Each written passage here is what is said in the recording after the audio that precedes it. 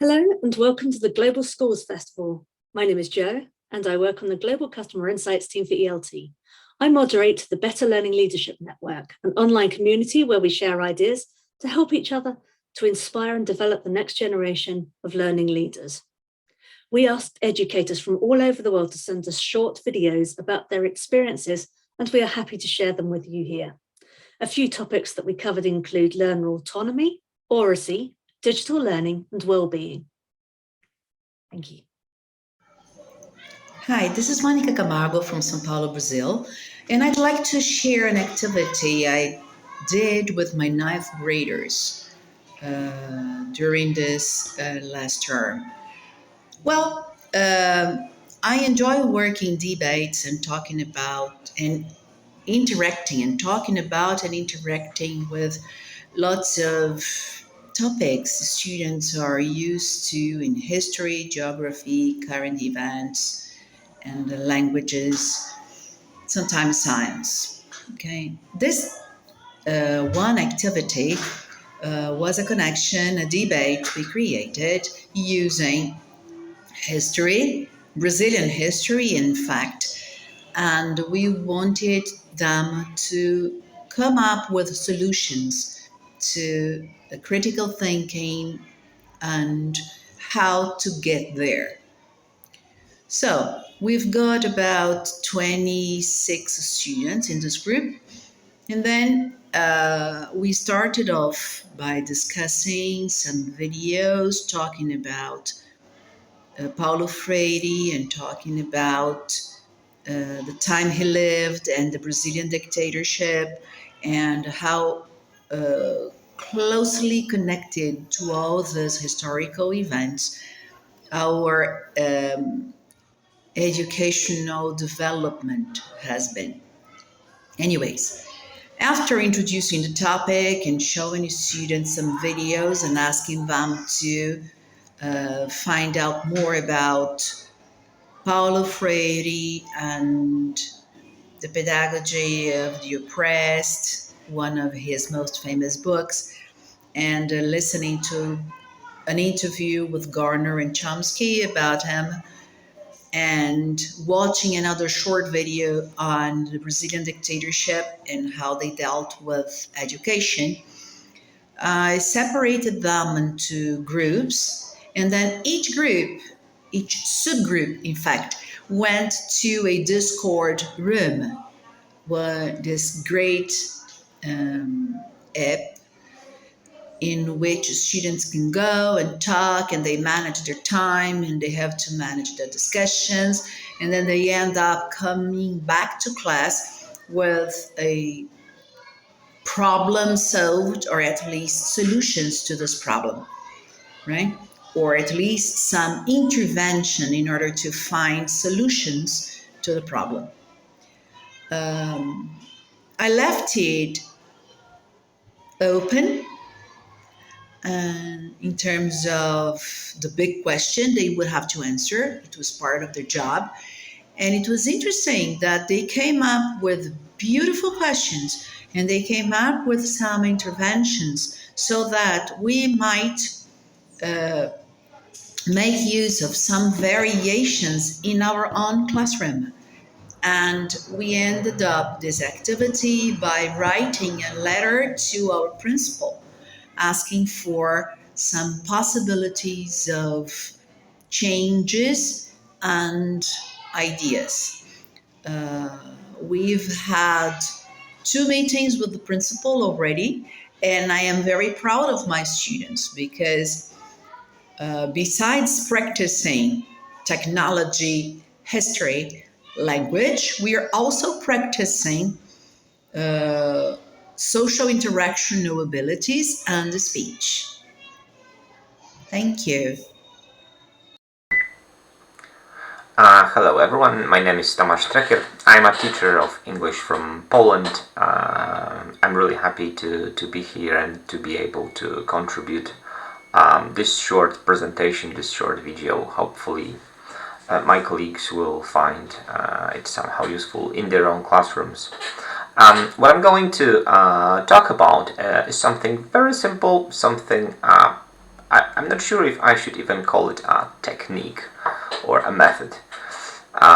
It's closer to a trick, though in fact it's not supposed to trick somebody into anything. This is something I did for the first time a couple of years ago. We all have our ways of starting lessons, of entering the classroom perhaps, of getting the whole thing going. What I did some time ago was to write down a few points on the whiteboard, very briefly stating what the lesson was going to be about. I can't remember exactly what it was. Let's say number 1 was checking homework, number 2 was introducing new vocabulary, number 3 was speaking practice, and number 4 short reading comprehension. That's it. And somehow it caught on. After some time, my students were so much used to me starting the lesson like this, writing down what the whole thing would be about, that whenever I forgot to do that, they would immediately ask me to make up for it, which of course I did. But most importantly, it's not just about these notes or very short sentences that I put on the whiteboard at the beginning of the lesson. It's about the link I try to draw every time it's there. For example, if there is, if point number 2 is reading comprehension, I'm telling them that, listen guys, we are doing that activity because in the future you might be in a situation where you have just 10 minutes, for example, in an office, and you'll have to make out the most important message, plus you'll have to get the most important details so that you can summarize it to your boss, for example. When I teach them something seemingly maybe not useless, don't get me wrong, but something seemingly unattractive for teenagers, let it be inversion, alright? I tell them that, listen, we're going to do inversion today because who knows, maybe in the future you'll have to impress someone writing a very formal letter, so formal that people will find it funny. Somehow it works.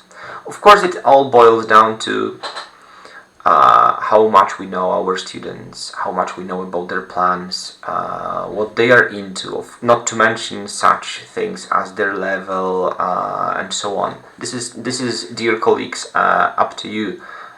This is only you who can draw this important, who can find this important bond between your classroom and your students' future. But please try that. Start your lessons, but be consistent. You have to do that a couple of times. Start your classes writing down on the board what the lesson is going to be about. To conclude, let me show you a mug I got from my students at the end of last school year. Okay, the mug shows that somehow it attracted their attention. It was important to them. I think otherwise they wouldn't have had a mug like that delivered with stuff like that printed on it. So perhaps one day you'll get a mug like this. Just don't feel tempted to drink as much coffee as I do. Thank you very much. Hope you all have a terrific day. And I also hope that this little hint of mine will prove somehow useful. Thank you. Hello, my name is Desdemona.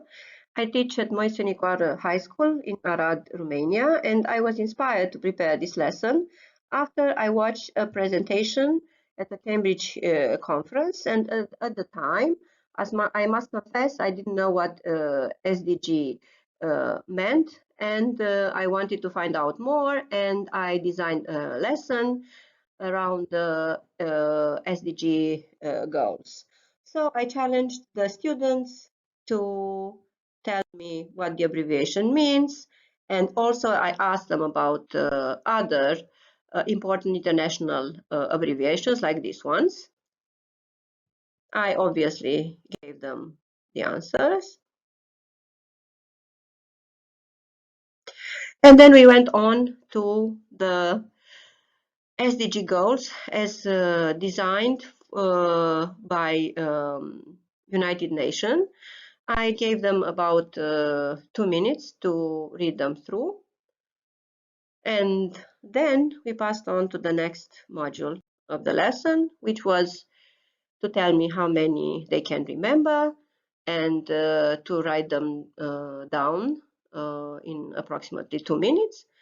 And then we had a discussion about what is the most important and why. We obviously went back and revised them. So double curiosity on that.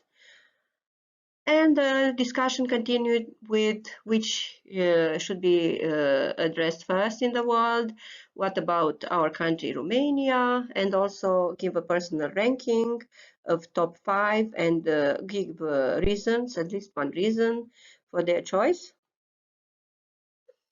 And the next sequence was to tell me what they can do to achieve them. So they this could take a written or an oral form. And I emphasize the simple steps any individual, any person can take in order to achieve some of these goals. I also gave them some suggestions of what to do. We also discussed their choices, and we rounded up the lessons by asking them to add 3 SDG goals, Sustainable Development Goals. They consider important. Also to agree and disagree with some statements, like everybody has enough money to live, or people are fit and well, our way of life is sustainable. And they wrote mini essays with very, very beautiful, deep, and intelligent examples. And as a supplementary piece of homework, they designed some logos for the SDGs.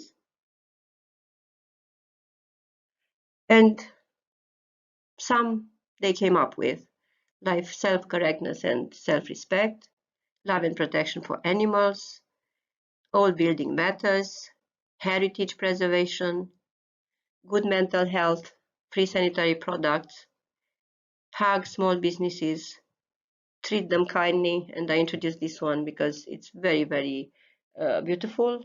Plant a tea for free. And that was wonderful and quite well achieved lesson. Thank you for your attention.